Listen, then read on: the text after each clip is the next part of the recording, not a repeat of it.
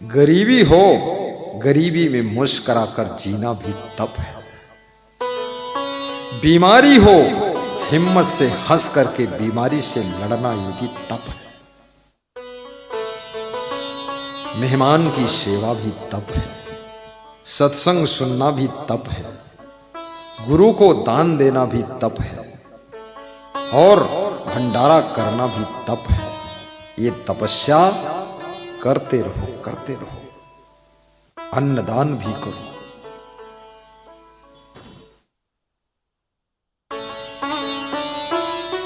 तपस्या बहुत बड़ी चीज है।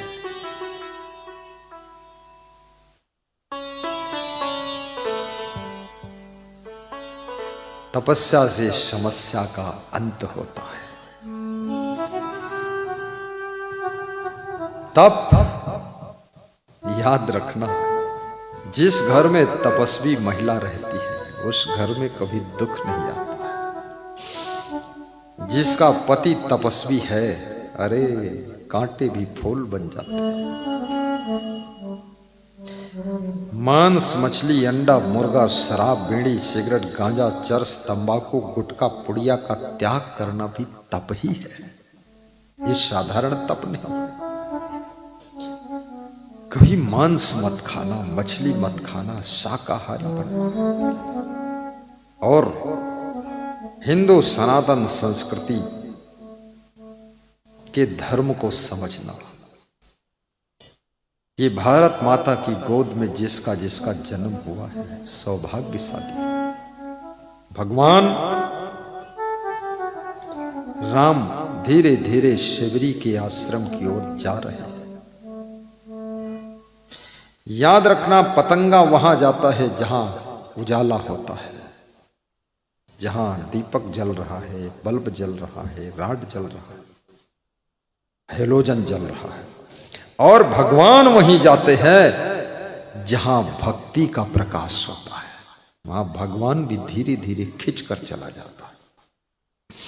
महान संत भी वहीं जाते हैं जहां सरैया स्टेशन कि डॉक्टर विनोद जैसा किसी को प्रेम होता है, तभी गुरु जी आते हैं।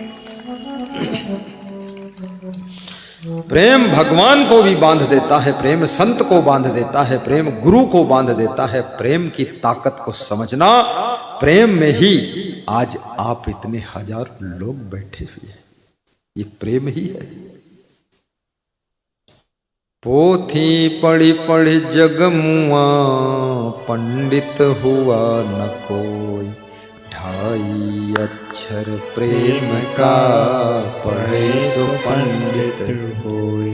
2.5 अक्षर प्रेम का, पढ़े सो पंडित होय।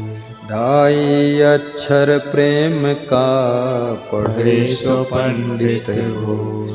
पोथी पढ़ी पढ़ी जगमुआ, पंडित हुआ न कोई। धीरे धीरे भगवान राम शिवरी की कुटिया के निकट पहुंच चुके हैं। शिवरी रास्ते में फूल बिछाकर भगवान का इंतजार कर रही है। याद रखना, फूल से स्वागत क्यों किया जाता है, फूल की माला क्यों पहनाई जाती है। हे प्रभु, मेरी जिंदगी के कांटे भी फूल जैसे कोमल बना देना, मेरी जिंदगी में फूल जैसी खुशबू भर देना, मेरी जिंदगी में फूल जैसी सुंदरता भर देना। हे प्रभु, इसलिए आपको फूल, जैसे आपकी राह में हमने फूल बिछाया है, ऐसे मेरी जिंदगी की राह में भी कोमल फूल ही बिछा देना, कांटे भी फूल बना देना। इसलिए फूल अर्पित किए जाते हैं। पुष्प बहुत बड़ी चीज है। फूल से पूछो कि तुम पे आई है कैसे बहार, कब तलक कांटों पे सोया, डाल पर आने की बात। कब तलक कांटों पे सोया, डाल पर आने के बाद। कुछ न बिगड़ेगा तेरा, प्रभु शरण आने के बाद हर खुशी मिल जाएगी, चरणों में झुक जाने के बाद। 10 मिनट हर रोज टहले शाम को खाने के बाद, पेट की मोटर में खाने की सवारी कम भरो, फेल हो जाएगी ओवर लोड हो जाने के बाद, पेट की मोटर में सवारी कम भरो। आज मेरे लिए विजय कुमार वर्मा मैरिज लॉन के मालिक भोजन लाए थे घर से। मैंने कहा था दाल चावल मत लाना, बोले हम सब लाएंगे, जो खाना होगा खाना। बड़ा सुंदर भोजन में भोग लगाया। उसी भोजन में 3 संतों ने भी भोग लगाया, इतना भोजन था।